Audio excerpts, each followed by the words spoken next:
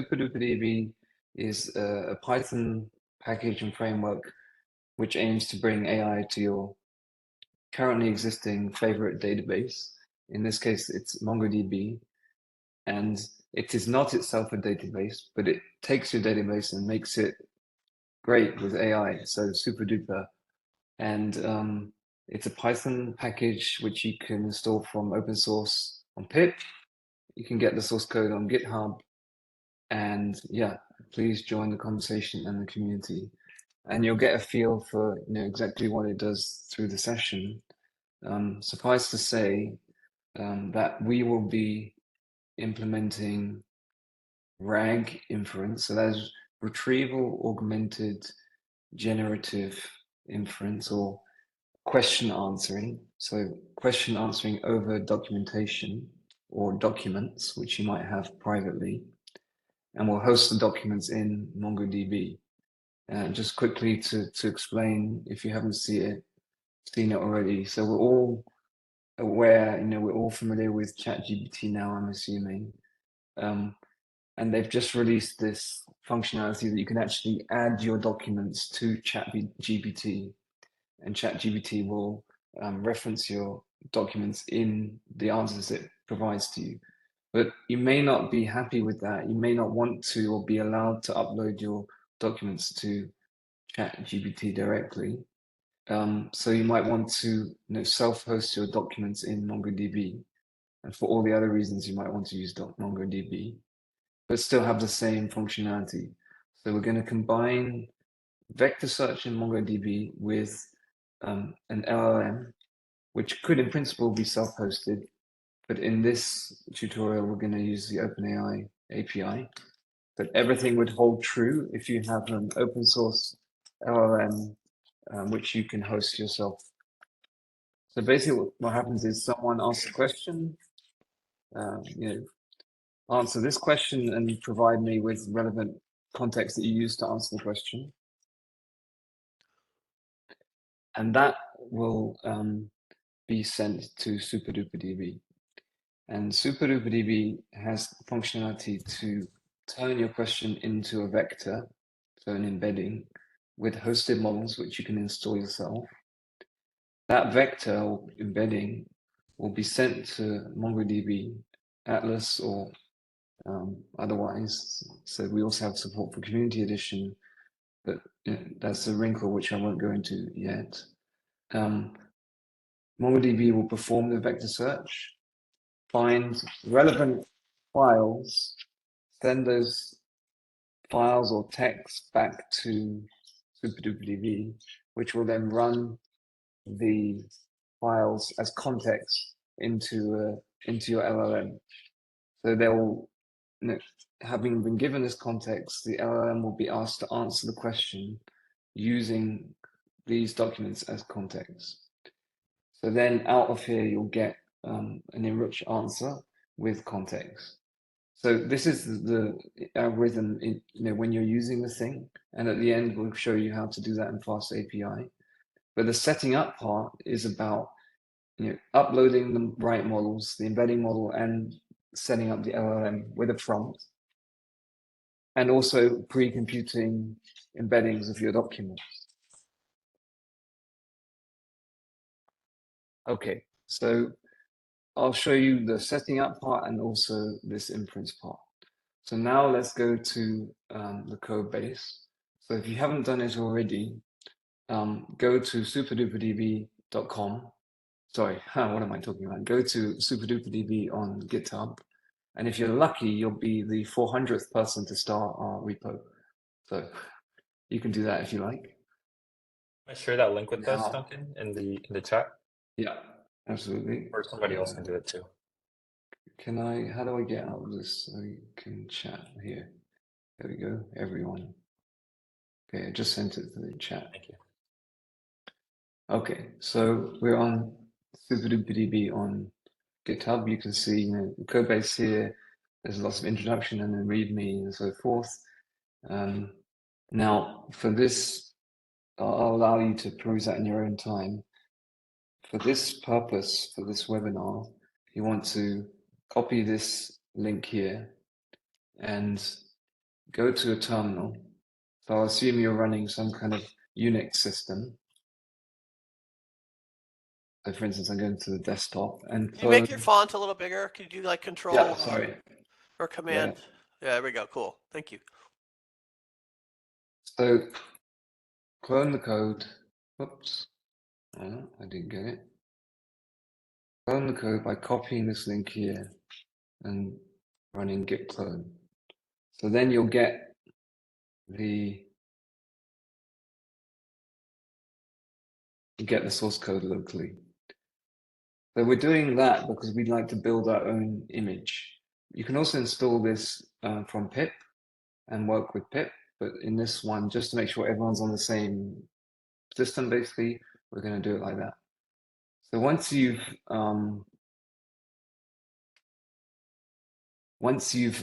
got the code, navigate into the project, and there's a make file there, so you can see what functionality it's got by typing make, and you'll see we have this test inf here. So that makes the image. So I want everyone, if they haven't done it already, to execute this command. And what that does is it builds a Docker image, which has everything you need to execute SuperDuperDB with a few optional extras for running particular types of models. You can also provide your own requirements to this image. So by filling out this file here, so you would just add additional requirements, and then an image out of your requirements and SuperDuperDB would be built. So I've done this earlier on my system, and when I do Docker images, I see that I've got this sandbox image built on my client. Can we pause here real quick? So this is the part where I think somebody ran into an issue where they didn't have Docker installed, right? Yes. Just a quick pulse check from the audience. Do y'all have Docker up and running?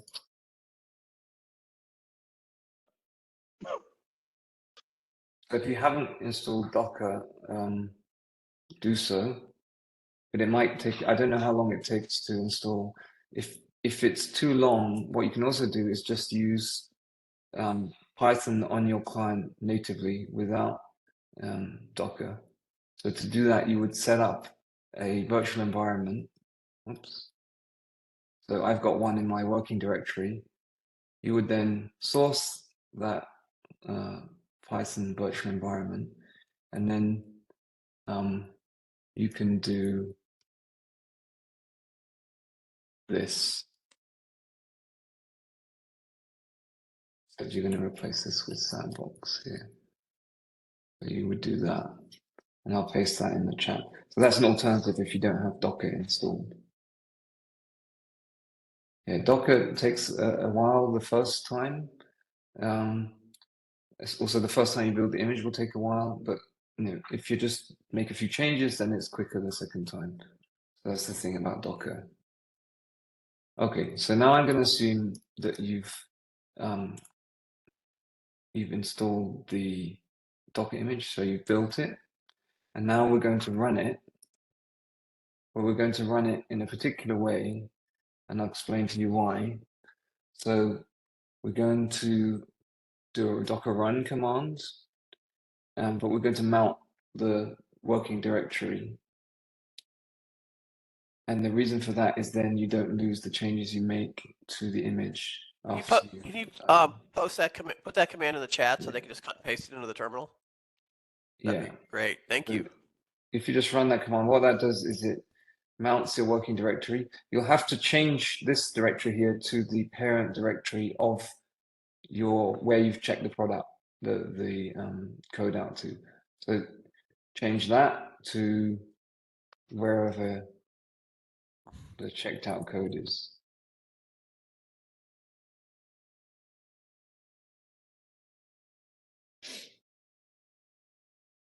Okay, so I'm going to execute that command now.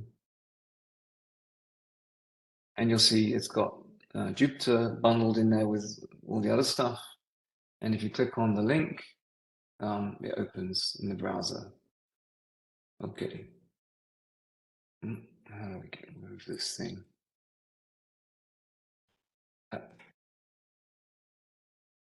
My WebEx thing is, there we go. Okay, so now I'm looking at the project directory. So you can see any changes you make here will get saved to your client. If you click on the examples directory, you'll see the question, the docs notebook. So click on that, and you'll see it looks like this.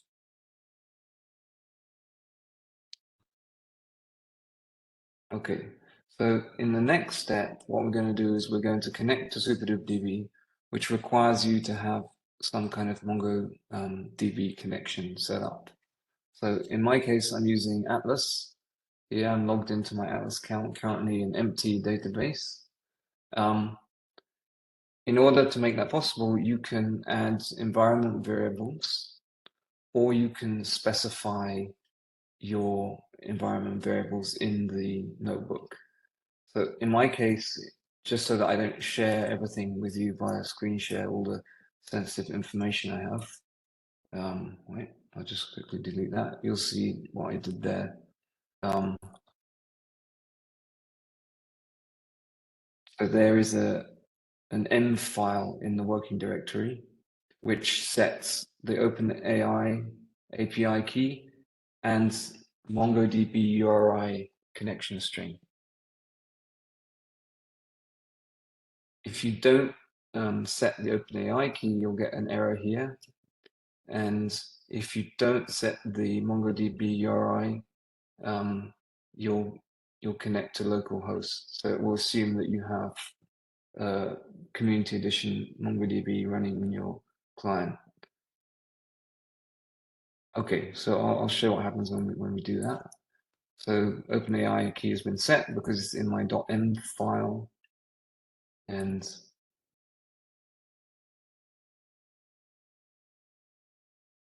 you see I've successfully connected to MongoDB.net. So I'm just going to backtrack for a second to make sure everyone's got that. So you need an OpenAI key for this part, and you should set it as an environment variable. So you can either set it in a .m file, or you can uncomment this part, oops, and put your OpenAI key here. Does everyone have an OpenAI key they can use? No. No, I don't have one. I have, but I don't want to share. Okay, what I can do is I can share mine for the session and then cancel it after the session. How Yeah, about that? I can share mine for the session also. Hang on, give me a second. I have one I can share also. I have a question. The Docker run thing that you paste in the chat, is that the same thing as the one that's running the make command? No, the make command builds the Docker image. Builds it, okay. That would be Docker build blah blah blah, and then Docker run is like once the image is built, it just starts a program in your Docker environment. Okay. So does everyone have now an OpenAI API key? I have one I'm going to share too. Okay. I'm putting mine in the chat. Feel free to use it. And after the session, I'm going to kill it. So. Yeah.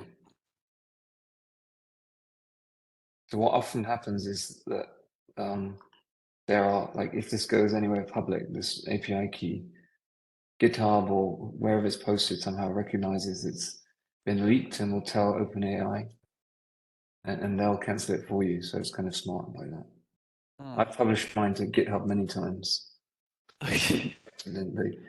Even if you do it in like a branch or Right. Yeah, not in the it's there. So that's smart. Okay, so now I'm assuming you have an OpenAI key. I'm going to push ahead. So what we've done here is we've connected Hey, to. excuse me. Oh, sorry. Yeah, I just got the Jupyter server started, but what do I click on after that to pull up this notebook? Okay, I'll go through it again. We go there. So it will look like this when you. Yeah, when you yeah, that's what On I'm the looking left? at right now. Yeah, on the left you've got examples. Click on that. You could also zoom in just a tiny bit. Or Yeah. put the URL in the chat so we can just cut and paste it into the browser. Yeah, it won't work actually. Sorry. Oh. This is the token and stuff. Oh, that's right. It's It's got to be the token's different. That's right. Yeah. My bad. My bad. Yeah. So then once you're in this directory, click on question the docs, and then it will come up. All right. Cool. Yeah, now I just have to get that API key in. Thanks. Okay, so the API key, you would then put it on this line here and uncomment this line like that. So you would replace what's between these two inverted commas with the key. All right. All right.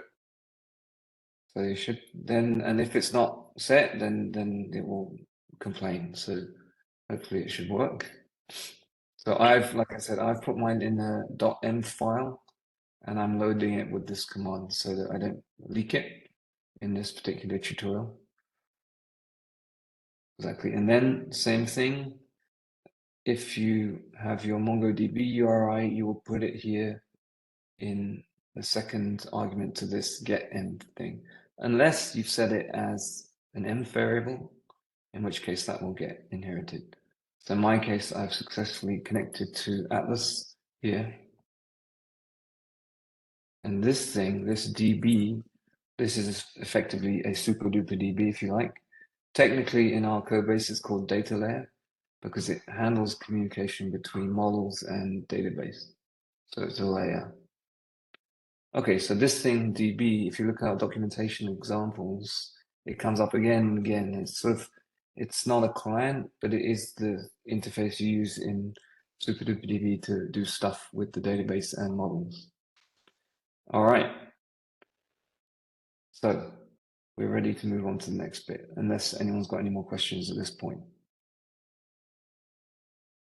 Yeah, Maybe sorry, one more question Yeah, here. Where does our MongoDB come from? Right, so asked to create one beforehand. I was under the assumption that everyone has MongoDB running.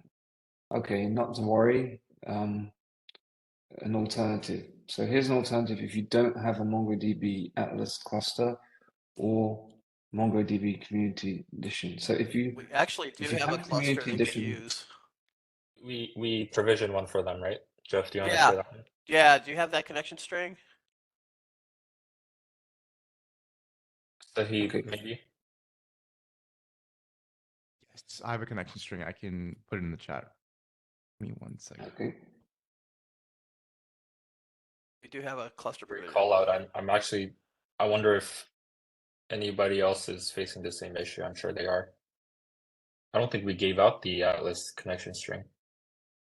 Yeah, if we could share it now, that would work, and then we can do it. There is actually an option, even without an actual MongoDB, to test this with MongoMock. That will work for the notebook, but it won't work for the fast API part. So let's, if we can get that, that would be good. Yep, let me add it to the chat here.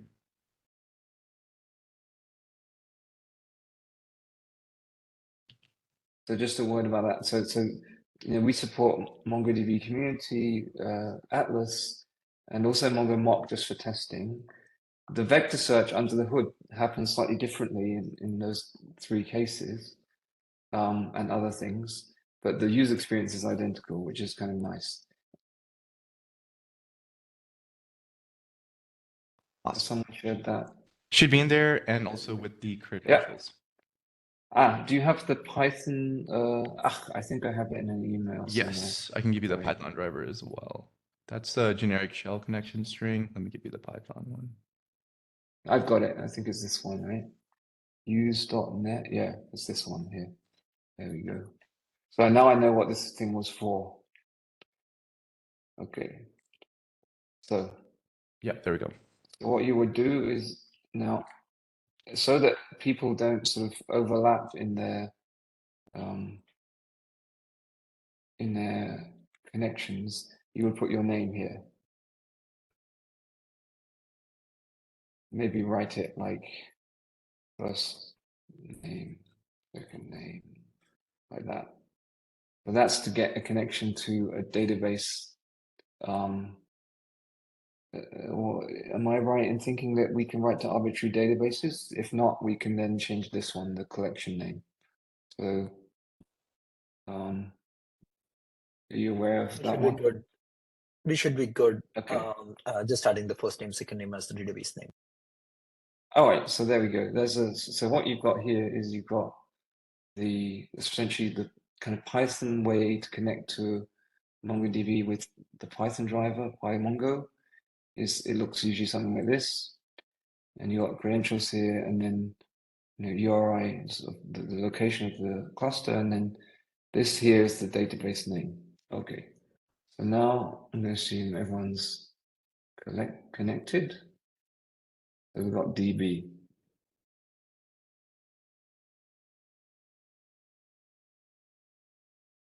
Okay, and if you go to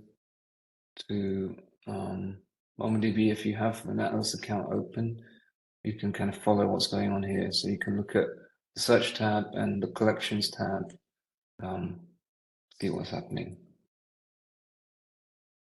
Okay, so the next, I'll go on to the next bit, but if we can always go back and troubleshoot the connection. So now we're going to get some data to search through. So this is our documentation, which just happens to be in your working directory, basically, or one up. You can see that where we're searching for docs here. And that's just a pattern to look for markdown files. But you can put together any collection of files you like with a script here. So if you run this cell, you'll see we've got almost 1,000 chunks of text. You can ignore the next cell. That's if you want to download some pre-built ones from our AWS account. And then if you print the first chunk, you should see some documentation from our project here. And these are quite big chunks.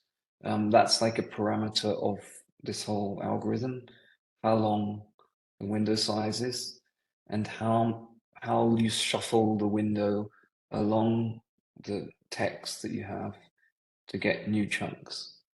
So I've got it here, that's called the stride. So 25 lines with a stride of 3, that basically slides a window of 25 lines over your documentation, skipping 3 lines each time to give you overlapping windows of text.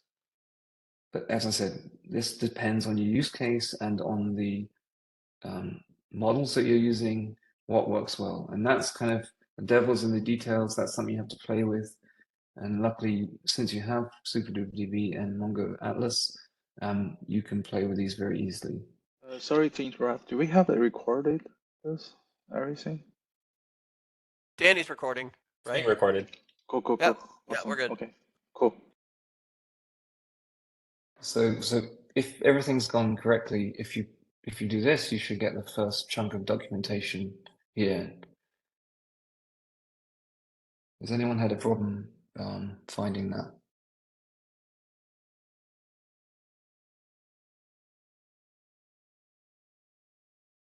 I have a question for Brian. How do you open up the examples directory in Jupyter?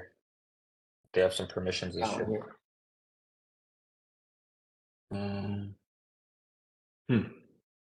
So did you try going to here?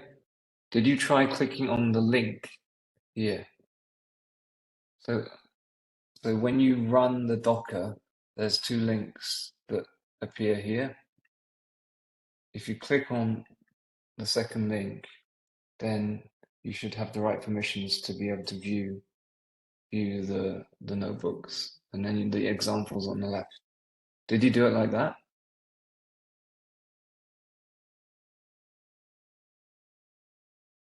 Yeah, I'm gonna try it like that. I restarted my Jupyter notebook thinking it was something wrong with the Jupyter notebook. Then I used the wrong link, the old link. So I'm gonna try that real quick. Yeah, so go back to the terminal. Look here at the output, and you should see 2 links. The second one has the credentials like in the link. That's kind of Jupyter magic. Actually, And then when you that click solved on my problem. I was running to the same thing. Thank you. The second link worked. yeah, that can be a bit awkward, Jupyter. Okay.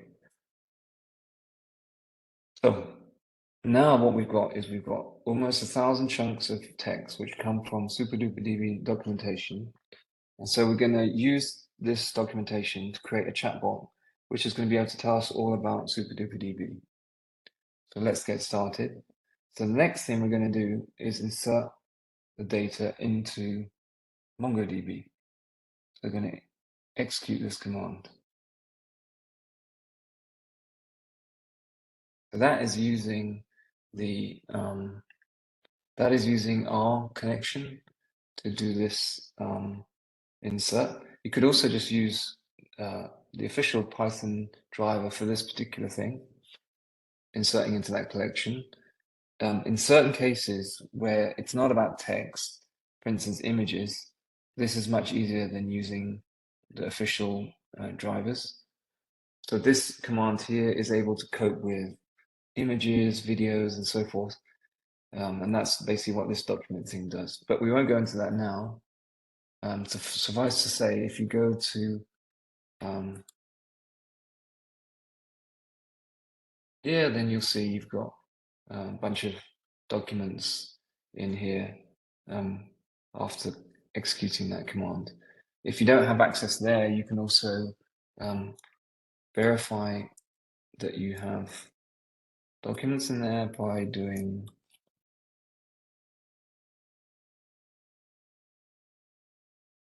account documents, and then you'll see the number of documents in your collection are the same as the number we wanted to insert. If it's not, if it's more, then someone in this course, this luncheon has the same name as you, which would be unfortunate.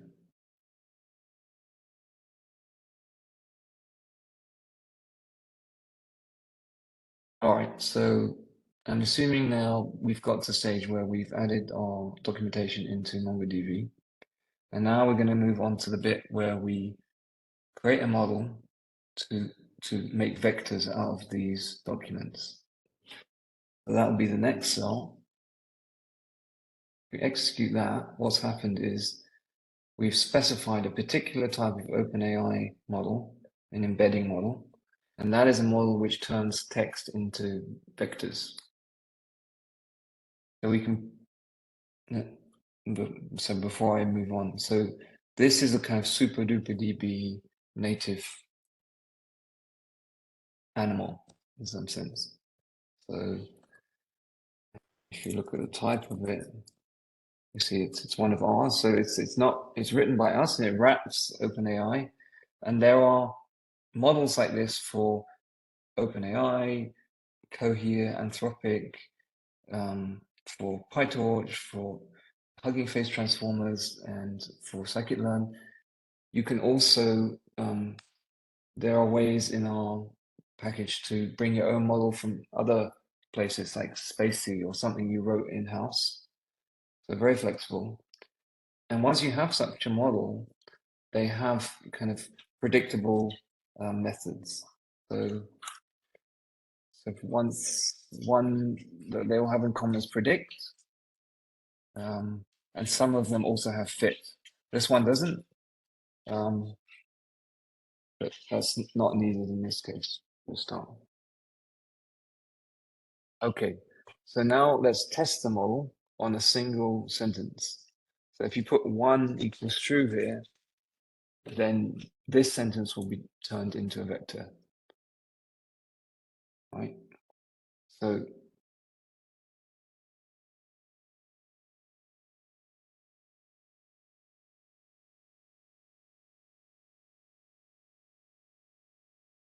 all right, so So after using the OpenAI API key, is everyone able to turn this is a test into a vector? Is anyone not able to do that?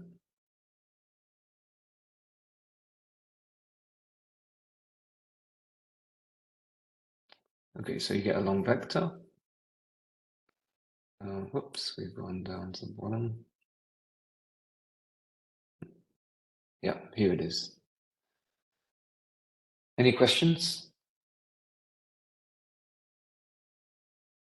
Okay, can you still hear me? Yeah, we can. All good. Okay, I just wasn't sure because no one's saying anything. I just thought either I'm going too fast or too slow or I've lost my connection. Okay, so keep the questions coming. So now we've got a model. So what we're going to do now is we're going to create a vector index which is able to kind of stay up to date with your data. And the vector index consists of a bunch of different things. It consists of the model that you've just got. It consists of a MongoDB Atlas or something similar for Community Edition vector search functionality. And it consists of a mechanism to wait for new data to arrive and tell the vector index that this new data is kind of to be searched. So there's a lot to unpack there. What I would suggest is that we show it in practice. And then if you want to know more, you can ask questions or read our documentation. So this first cell here is a listener, which is basically an instruction to SuperDuperDB to combine a model with a particular part of the database. So that's your collection, all of the documents. So you can put a query here which selects the data you'd like to keep up to date. And it says, look at the documents. If they contain the key text, txt, which is, I don't know if you recall the key we use to put these documents in, but it could be anything that you might choose in future. And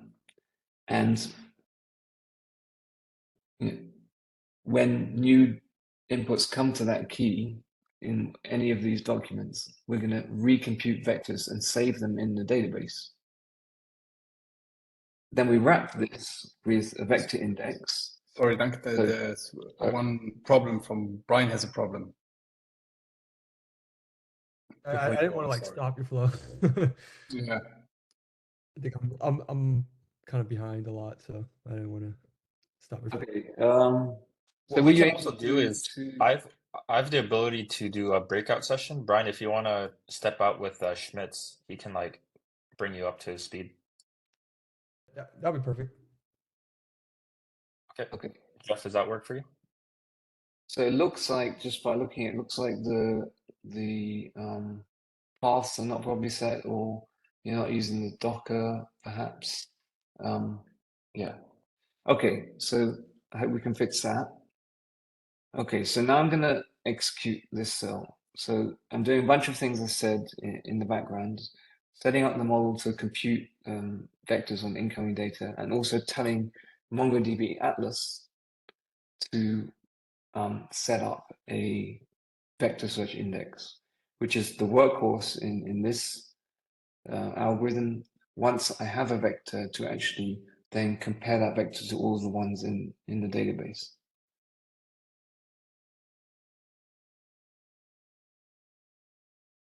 Duncan, isn't SuperDuper a different module than SuperDuperDB? No, so SuperDuper is not the problem here because it's he's getting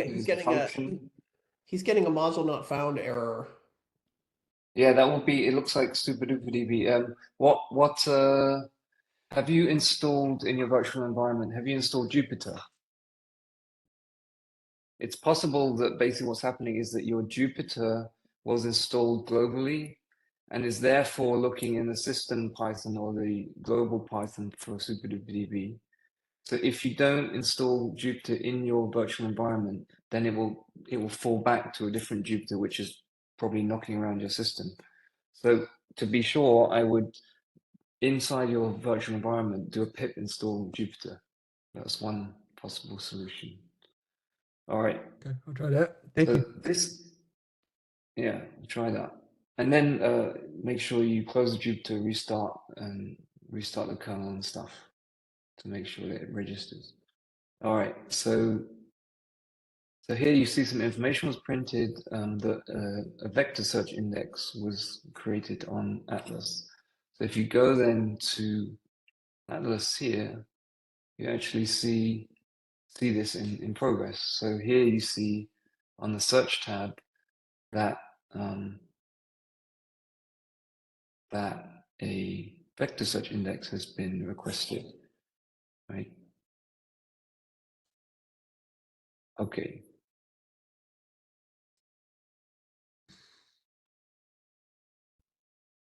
There's a little bit too much output here. Okay, so this thing here can sometimes take a while to start registering what's going on, or it can sometimes be immediate. It depends on, I think, traffic on Atlas. So what you can do to test, often there's a lag between the front end and what's actually happened. You can just execute the next cell. If you get an error, then it means it hasn't finished yet. But you'll see actually, okay, it's finished now. Sorry, just to repeat that, you've got active here. That means it's finished indexing your vectors. Okay, so the next cell is basically a test of the vector search. So before we get to the question answering bit, we're just going to check that the vector search is finding the right documents with reasonable answers. So here's a query which we're going to stick into SuperDuperDB's vector search functionality. Code snippet: how to create a vector index with the torch vision model, right? So we take that query and we make a SuperDuperDB query, which is this part inside the execute, and it looks exactly like a MongoDB query.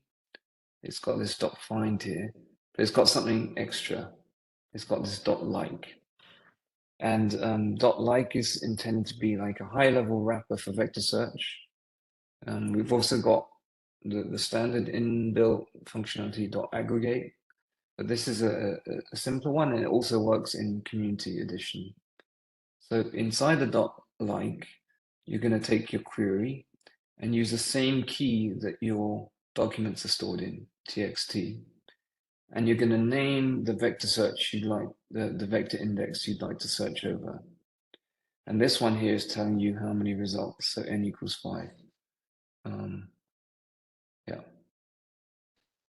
And basically, the reason we have these two different parts is that you can do a vector search and subsequently filter the results with .find. And you could put in here some kind of filter, like, you know, maybe something like txt and then a regex or something like that. Right, like that. Okay, and now you'll see that the results have been successfully printed here.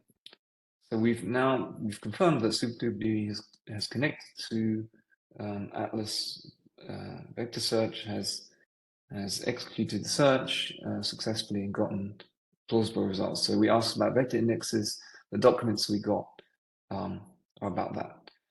So now we're ready to use that functionality to pass as a context to our chat model.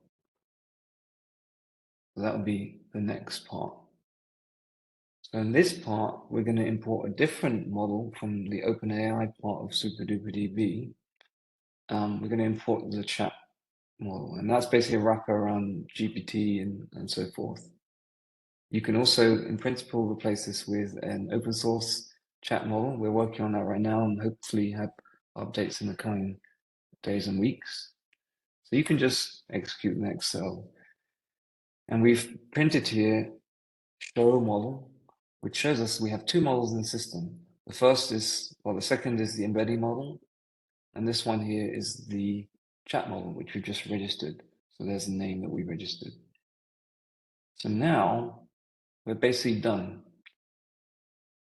So what we're going to do is we're going to ask a question, and we're going to pass it to a different command, not execute, but predict.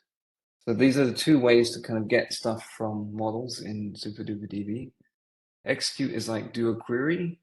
Predict is ask a model something and maybe combine that with some queries.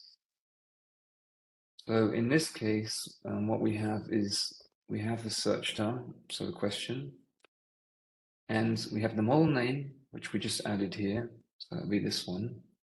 And then we have the same vector search query as we had before. So this chunk here comes exactly out of this one. Sorry, here. So out of the previous vector search. So we're basically lifting this query here, and now we're putting it in a different slot, essentially. So we're saying, make me a prediction, please, this model, and use as a context to your prediction the results of this query. So it doesn't actually have to be a vector search. It can be any MongoDB or SuperDuperDB query. Exactly. So there you go. And that is the functionality that we were looking to implement. Can you give me a code snippet to set up a vector index? Yes, I can. Here's the code snippet. Okay, so let's just backtrack a bit. So how did we get it to do that? We had to also add this prompt to our model, right? So the prompt actually asked for a very concise answer.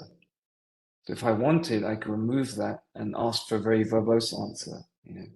So what I can do now is actually remove this.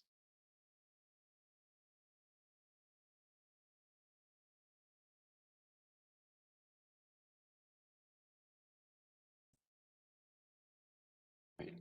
So now I have a new version of the model.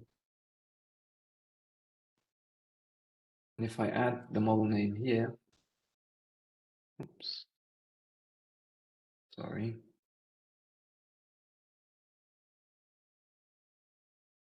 You see, I have two versions, 0 and 1. So now I have a new version of the model.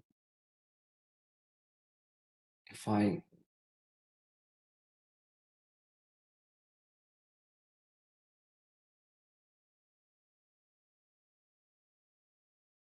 I think that I need to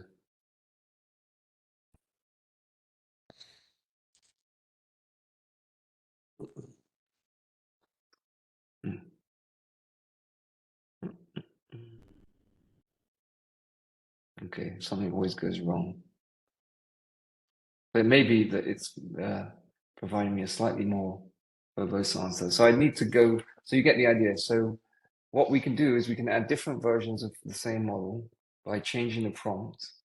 And we could even, for other models which aren't OpenAI, but for instance PyTorch, do some learning and create a new version after the learning.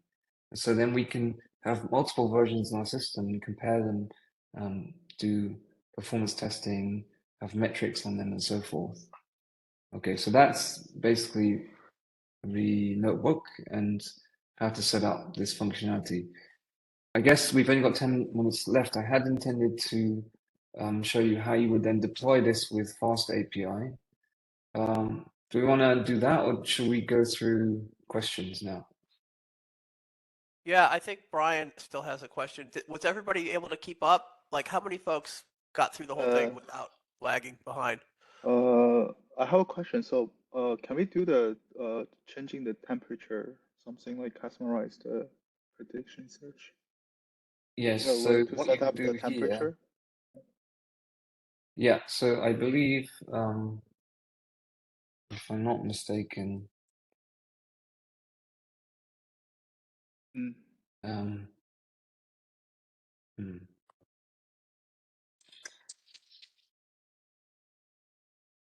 I think the predict. So you have this predict. But what the models often have is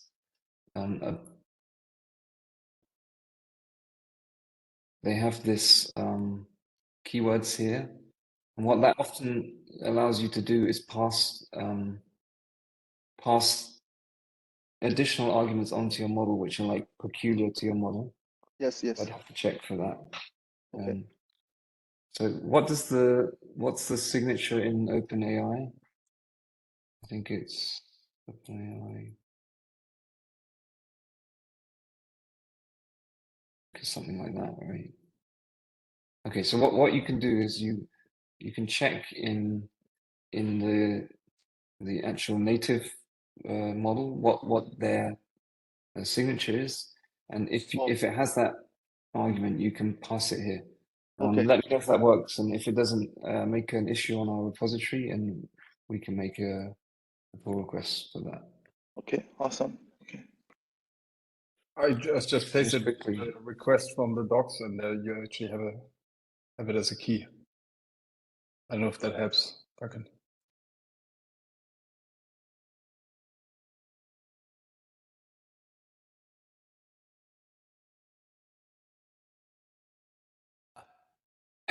Yeah, that's.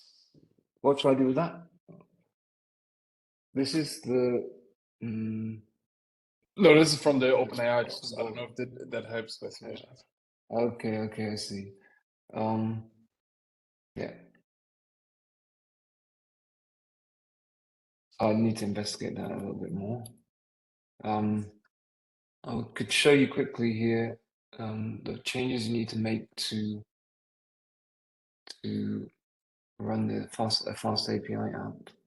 So if you where's my if you look in the deploy directory, you actually have an app template here where you can create endpoints with fast API. They look very like what we had in the notebook. So literally what you have to do is just take the few lines that you needed to create a prediction in the notebook and wrap it with an endpoint, and then you have an app to deploy with fast API. So you can see this in the repository here, deploy, and there's an app template here. Okay. Any other questions?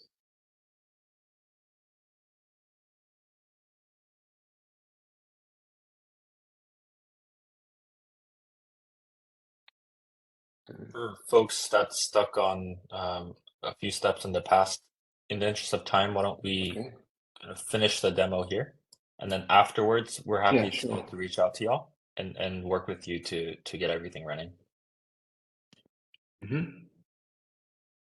How many folks didn't get through the whole session, Danny?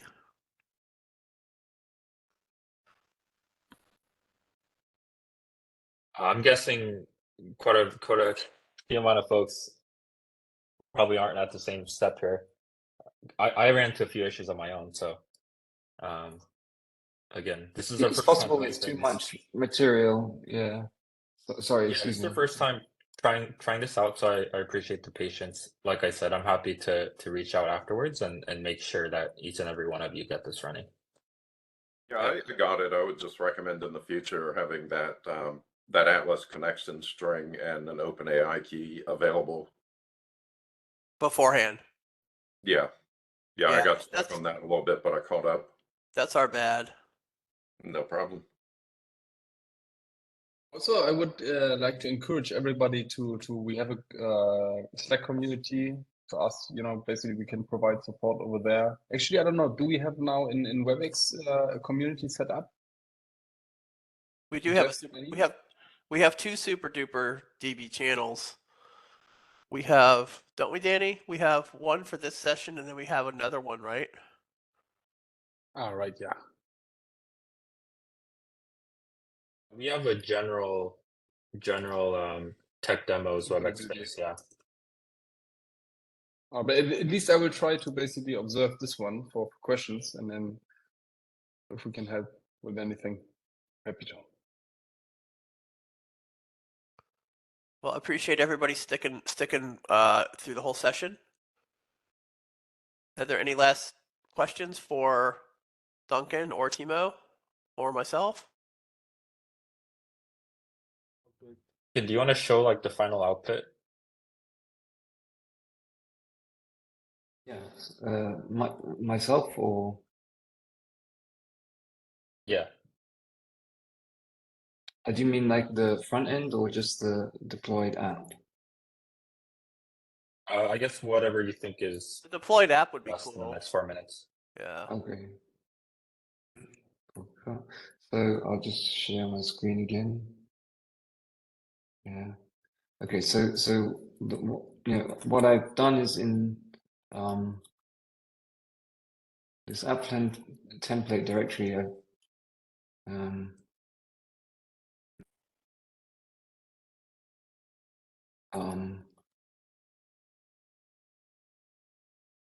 I've created my own version of that template essentially, which does two things. It shows what models we have and vector indexes, and it also performs a prediction. So it performs a RAG request. So you would deploy that with, so in that same directory on GitHub, there's actually this command, so you can just copy it from there. And then the root of the app is this information about what we've got. And then we can also look at the docs because it's fast API. We've got this nice little interface which you can just use out of the box. And by the way, this is one of the great things about using Python, and SuperDuperDB works really well with the Python ecosystem. So we can combine transformers and OpenAI with fast API. So all of your favorite things, connect them together. So we can take the same requests which we made in the notebook and ask it here. And you get back to the back end, you'll see, let's see if this is working.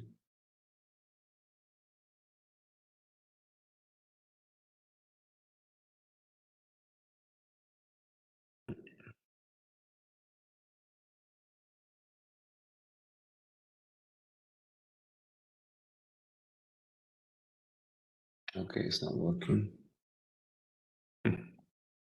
Anyway, in the meantime, you could also go onto our docs, and that's where you actually see the application deployed, which you can then actually use on our docs. So if you click on the link, and you see on bottom right, there's like a small overlay, Ask Our Docs. And when you click on it, basically it expands, and then you can choose some sample questions or just ask a custom question. And then you will see how it potentially could look like if you do some interface tweaking. But it's all open source. You can also find exactly this application and which we deploy on, I think it's fly.io, the service. You can just copy the interface for your own application. It's all Apache 2 license.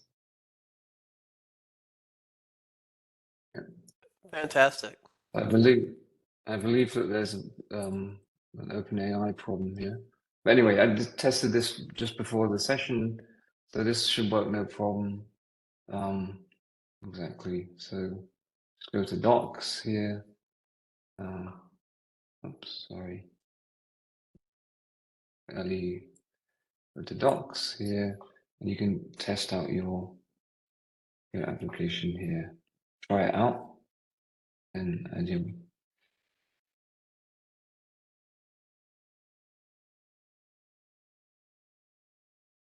Then maybe you can quickly bring up the link, the showcase page also, qtd.superduperdb.com. So because there's also the link to our blog posts and so on. This is like a showcase page, with some background information. It's actually also, we not only, no, you have to choose the documentation first. There's also some other documentations we integrated.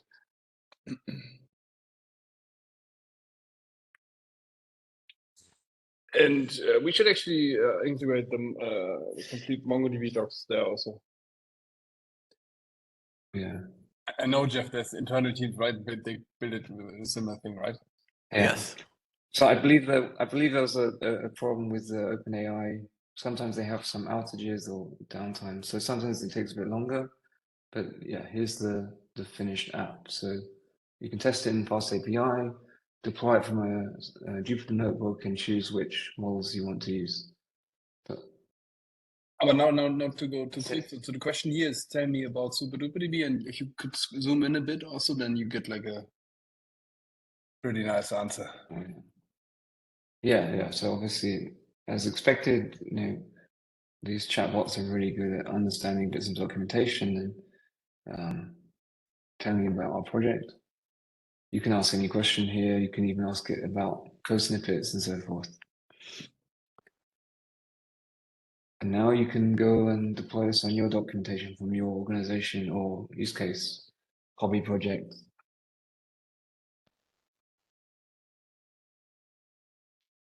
I guess we should stop there then.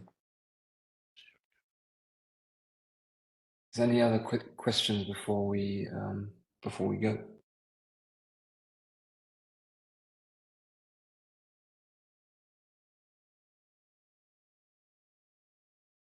Thank you for the session. This was really good. Thanks. Yeah. Thanks for coming, and that was fun. Thanks, everybody. So there's lots more to this. It's not just about, just one more thing. It's not just about questioning documentation or vector search. There's many things you can do with this. So many ideas that we have. So we'd love to reconnect and hear about what you're building and video search. Share more with you. Yep. That is video search, audio search, and we actually have another separate repository with also e-commerce multimodal search already implemented. We have some applications implemented by the community already. We have our own, use cases which we present, but also we're now hoping for other people to build cool stuff and willing to kind of share it with other people also. So in case you have some hobby project you would like to show other people, then we're happy to hear from you. And as I mentioned, right, to support you guys, answer any questions on WebEx, on our Slack, via email. Pretty straightforward. Timo or Duncan at superduperdb.com. And we also have, again, we have that WebEx channel with both Timo and Duncan on there. So there you have it, folks. You came to the workshop, you get special access to the actual co-founders of SuperDuperDB. If y'all have questions, please feel free to use that WebEx space. Like I said, I can also follow up with y'all to offer a quick session to walk through the steps a little bit more in detail, so we help you get this up and running. But like I said, appreciate everyone for coming out to our first ever workshop of this style, and especially huge thank you to Duncan and Timo. I know it's getting pretty late for y'all in Europe. Really appreciate your help for running this session. Yeah, thank you so much, guys. Thank you, guys. Welcome. Thanks. Bye. Bye. Bye. Bye.